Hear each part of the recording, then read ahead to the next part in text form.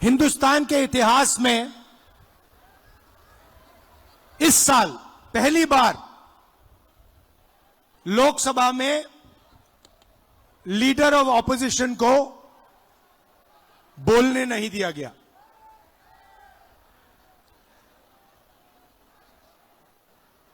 मैंने स्पीच शुरू की, मुझे रोका गया, फिर शुरू की, फिर रोका गया। मैंने नारावाने जी की बात उठाई, देखा आपने, नारावाने जी ने किताब लिखी है, उसमें किताब में उन्होंने साफ लिखा कि जब चाइना के टैंक हिंदुस्तान की बाउंड्री के अंदर आ रहे थे तो उन्होंने राजनाथ सिंह जी को फोन किया और उनसे पूछा मेरा ऑर्डर क्या है। राजनाथ सिंह जी ने जवाब नहीं दिया। उसके बाद अजीत डोभाल को फोन किया कि चाइना के टैंक हिंदुस्तान के अंदर आ रहे हैं, मुझे क्या करना चाहिए, ऑर्डर बताइए। कोई जवाब नहीं दिया। उसके बाद जयशंकर जी को फोन किया, हिंदुस्तान के आर्मी चीफ ने उनसे कहा कि देखिए चाइना की आर्मी, चाइना के टैंक अंदर आ रहे हैं, मुझे क्या करना है। कोई जवाब नहीं। उसके बाद 2 घंटे बाद फिर से नारावाने जी ने डिफेंस मिनिस्टर को कॉल किया, कहते हैं आप मुझे ऑर्डर दीजिए, 2 घंटे हो गए हैं, आप प्रधानमंत्री से पूछिए मेरा ऑर्डर क्या है।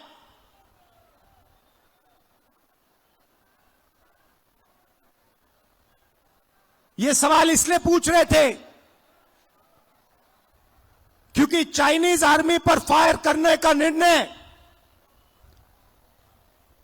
प्रधानमंत्री को देना पड़ता है। युद्ध का निर्णय आर्मी चीफ नहीं ले सकता है, वो मिलिट्री डिसीजन नहीं होता है, वो राजनीतिक पॉलिटिकल डिसीजन होता है और वो प्रधानमंत्री लेता है। चाइना की आर्मी अंदर आ रही है, हिंदुस्तान के आर्मी चीफ घंटों फोन लगा रहे हैं, कोई जवाब नहीं। उसके बाद राजनाथ सिंह जी प्रधानमंत्री को फोन करते हैं, प्रधानमंत्री ने आर्मी चीफ से बात नहीं की, वो छुप गए अपने कमरे में और रक्षा मंत्री से कहते हैं कि आर्मी चीफ को बताओ जो वो उचित समझे वो करें। आर्मी चीफ अपनी किताब में लिखता है कि उस दिन मुझे हिंदुस्तान की सरकार ने, प्रधानमंत्री ने अकेला छोड़ दिया।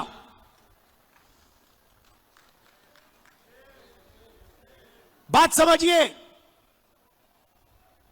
आर्मी चीफ को जब ऑर्डर देने का समय आया,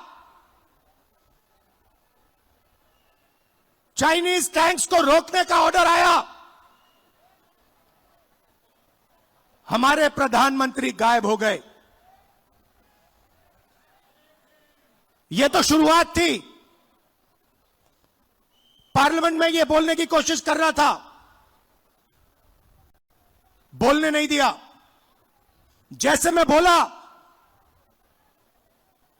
अमित शाह, नरेंद्र मोदी जी ने अमित शाह जी की ओर देखा,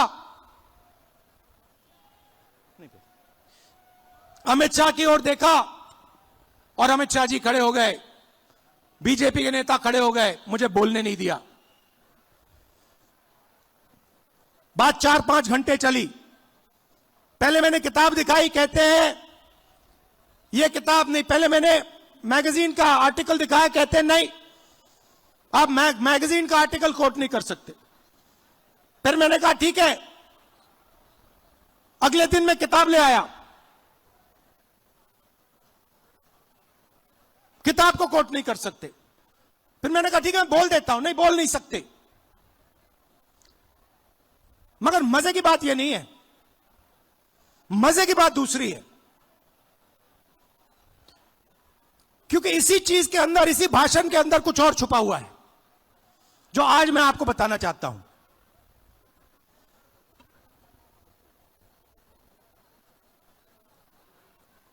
हुआ क्या,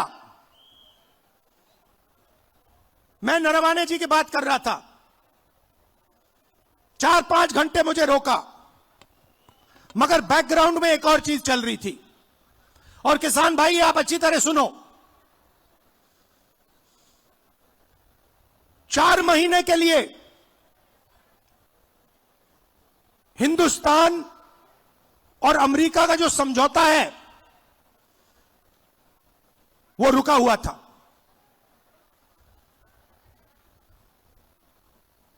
क्यों रुका था? कृषि के मामले पर रुका था। हिंदुस्तान की सरकार नहीं चाहती थी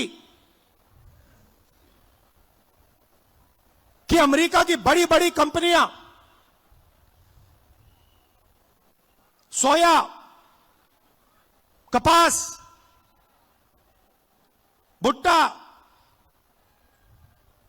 हिंदुस्तान में बेच पाए, दाल हिंदुस्तान में बेच पाए।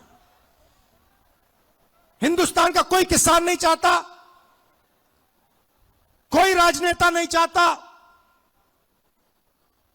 और हिंदुस्तान की सरकार भी नहीं चाहती थी। 4 महीने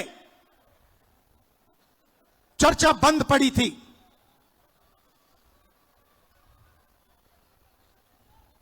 मैंने भाषण किया। भाषण में मैं सिर्फ नरवाने जी की बात नहीं करने जा रहा था, मैं 2-3 चीज और कहना चाहता था। मेरे भाषण खत्म होते ही, अच्छी तरह सुनिए आप, मेरे भाषण खत्म होते ही प्रधानमंत्री गए लोकसभा से। शाम को बिना राजनाथ सिंह जी, बिना शिवराज चौहान जी, बिना गडकरी जी, मतलब बिना अपने कैबिनेट से पूछे, उसी दिन शाम को नरेंद्र मोदी जी ने ट्रंप को फोन कॉल लगाया। ट्रंप ने ट्वीट किया है कि हिंदुस्तान के प्रधानमंत्री ने मुझे फोन किया।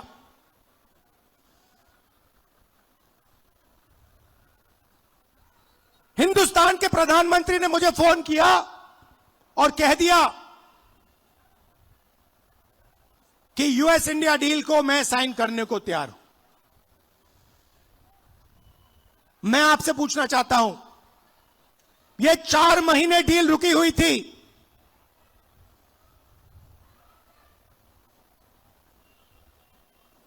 चार महीने यह डील रुकी हुई थी। लोकसभा से नरेंद्र मोदी भाग के गए।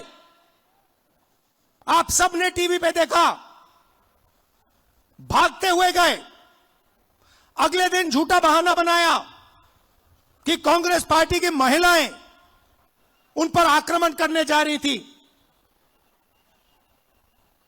सच्चाई है कि प्रधानमंत्री पार्लियामेंट में नहीं खड़े हो पाए और फिर सीधा फोन लगाया ट्रंप को। आप शिवराज चौहान जी से पूछिए, कृषि मंत्री हैं, क्या कैबिनेट ने निर्णय लिया? नहीं। राजनाथ सिंह जी से पूछिए, गडकरी जी से पूछिए, कैबिनेट से कुछ नहीं पूछा गया। सीधा प्रधानमंत्री ने फोन किया, कहा मैं डील करने को तैयार हूं। क्यों किया? 4 महीने कुछ नहीं हिला और फिर एकदम नरेंद्र मोदी जी ने फोन किया और हिंदुस्तान के किसानों को बेच दिया, हिंदुस्तान की गारमेंट इंडस्ट्री को बेच दिया, हमारा सारा का सारा डेटा अमेरिका को दे दिया। क्यों? 2 कारण है भाई और बहनों। पहला कारण, अमेरिका में लाखों फाइल, एप्स्टीन की फाइल बंद पड़ी हुई हैं। लाखों फाइल, 30 लाख फाइल, उसमें ईमेल है, मैसेजेस है, वीडियो है, सब कुछ है। वो रिलीज नहीं हुई है, वो बंद पड़ी है। रिलीज क्या किया है मैं बताता हूं। धमकाने के लिए रिलीज किया है हरदीप पुरी का नाम।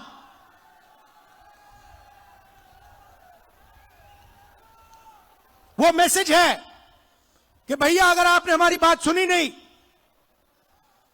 तो फिर उन फाइलों में से माल निकलेगा।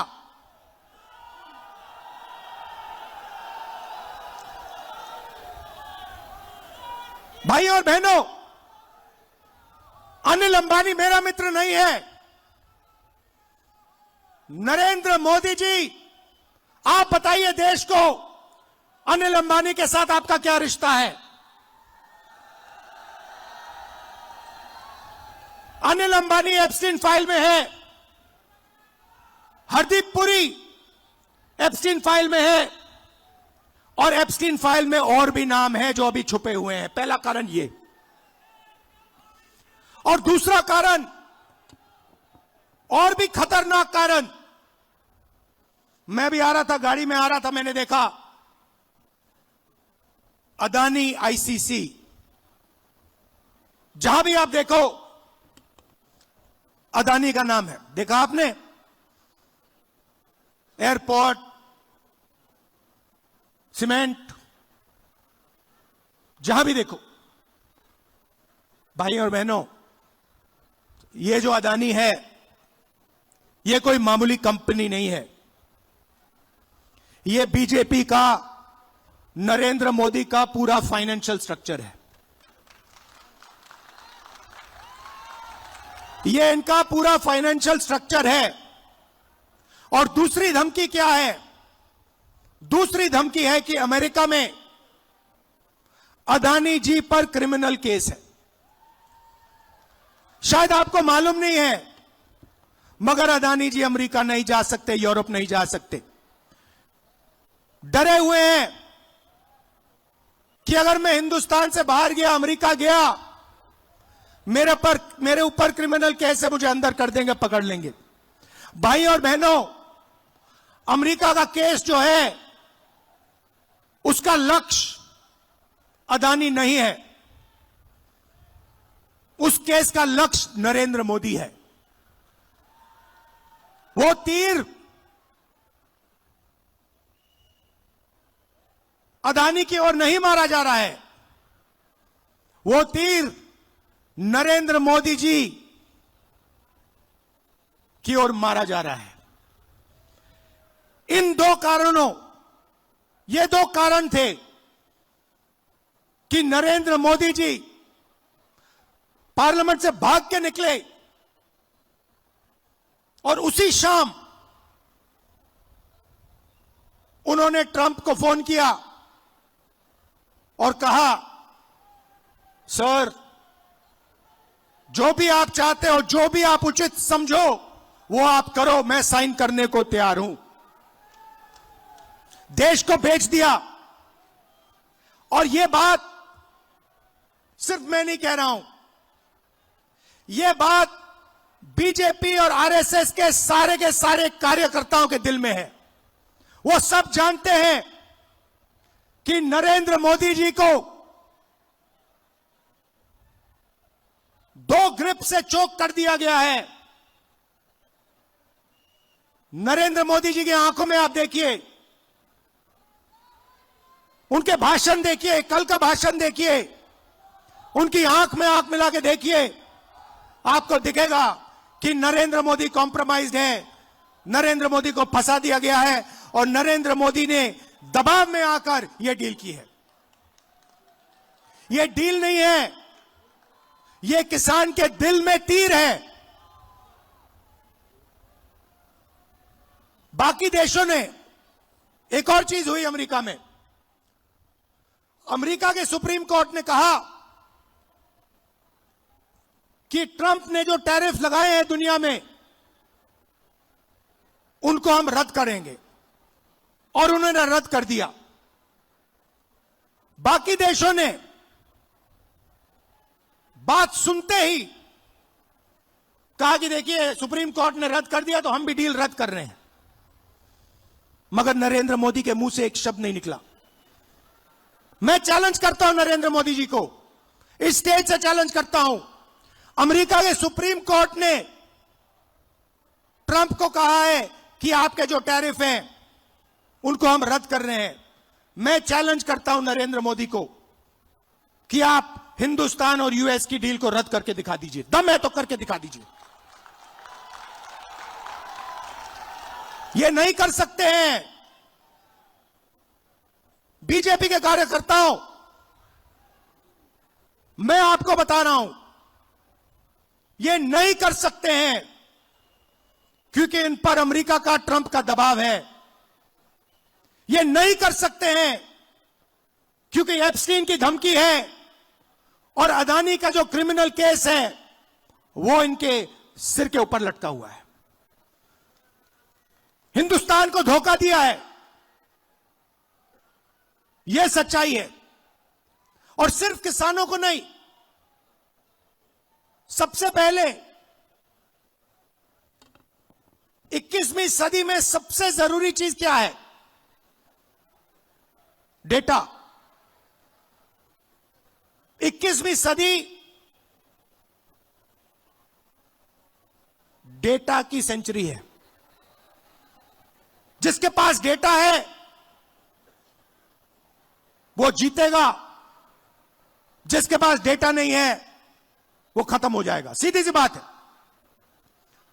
दुनिया में सबसे ज्यादा डेटा किसके हाथ में है? किसके पास है? हिंदुस्तान। सबसे बड़ी आबादी है, सबसे ज्यादा डेटा यहां बनता है। दूसरे नंबर पे चाइना है। हिंदुस्तान के डेटा के बिना चाइना का मुकाबला अमेरिका नहीं कर सकता है। बात समझिए, आपके डेटा के बिना अमेरिका चाइना का मुकाबला नहीं कर सकता है। और इस डील में छोटी सी स्क्रिप्ट में पीछे नरेंद्र मोदी ने हिंदुस्तान का सारा डेटा अमेरिका के हवाले कर दिया है। किसानों को खत्म किया, हमारा डेटा दिया, टेक्सटाइल इंडस्ट्री उसको खत्म कर दिया। और उसी के एकदम बाद अमेरिका कहता है देखिए हम तो बांग्लादेश को मदद करेंगे, बांग्लादेश को तो हम टेक्सटाइल में 0% टैरिफ लगाएंगे। हमारा यहां पे मिनिस्टर कहता है कि अगर हिंदुस्तान अमेरिका से कपास खरीदेगा तो हमारे ऊपर भी टैक्स 0। हम अमेरिका से कपास नहीं खरीदते हैं, कपास हमारे यहां उगाया जाता है। तो हमारी पूरी टेक्सटाइल की इंडस्ट्री खत्म हो जाएगी। वहां नहीं रुके, ट्रंप कहता है कि हर साल हिंदुस्तान को 9 लाख करोड़ रुपए 9 लाख करोड़ रुपए का माल अमेरिका से खरीदना पड़ेगा 5 साल के लिए। बात समझिए, अमेरिका कहता है, गारंटी लिया है कि हिंदुस्तान 9 लाख करोड़ रुपए का माल अमेरिका से खरीदेगा। हमारी इंडस्ट्री का क्या होगा? हमारी फैक्ट्रियों का क्या होगा? तो सारा का सारा नरेंद्र मोदी ने दबाव में आकर दे दिया। मैं आपसे पूछता हूं, लिया क्या? एग्रीकल्चर दे दिया, डेटा दे दिया, टेक्सटाइल दे दी, इंपोर्ट दे दिया, लिया क्या? मुझे एक चीज बता दो जो हिंदुस्तान ने लिया है, एक चीज बता दो। कुछ नहीं लिया। पहले से ज्यादा टैक्स हम देंगे। हमारा पहले कम टैक्स था, हमारा टैक्स बढ़ गया। हमें कोई इंपोर्ट की गारंटी नहीं दी। सारा का सारा नरेंद्र मोदी जी ने अमेरिका को दे दिया, बेच दिया। मैं जानता हूं, मैं आपको लिख के दे सकता हूं, अगर नरेंद्र मोदी पे दबाव नहीं होता, अगर धमकी नहीं होती, नरेंद्र मोदी ये नहीं करते। ये जो किया है, हिंदुस्तान को जो बेचा है, ये अपनी छवि को बचाने के लिए, अपने राजनीतिक भविष्य को बचाने के लिए, धमकी से बचने के लिए किया है।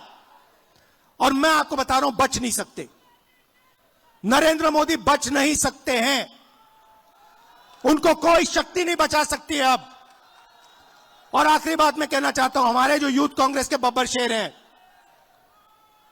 हमारे यूथ कांग्रेस के लोग, हमारे कार्यकर्ता बब्बर शेर, आप किसी से नहीं डरोगे। आप किसी से नहीं डरोगे। आप में कांग्रेस पार्टी का खून है, देशभक्ति का खून है। आप हरी क्रांति लाए, आपने देश को अनाज दिया, भोजन दिया। वही काम नरेंद्र मोदी ने खत्म किया है। आपने इंडस्ट्री बनाई, वही काम नरेंद्र मोदी ने खत्म किया। आप 21वीं सदी में आईटी रेवोल्यूशन लाए, डेटा देकर, वही काम नरेंद्र मोदी ने खत्म किया। आपको डरने की जरूरत नहीं है। आप सबको दिल से धन्यवाद करता हूं। देश के युवाओं से कहना चाहता हूं, आप देखिए, नरेंद्र मोदी जब भाषण देते हैं, उनकी आंख को देखिए, उनकी आंखों में देखिए, और आपको पता लग जाएगा नरेंद्र मोदी जी की सच्चाई। नरेंद्र मोदी जी अमेरिका के दबाव में आए हैं और इसलिए इन्होंने यूएस इंडिया डील की है। धन्यवाद। जय हिंद। नमस्कार।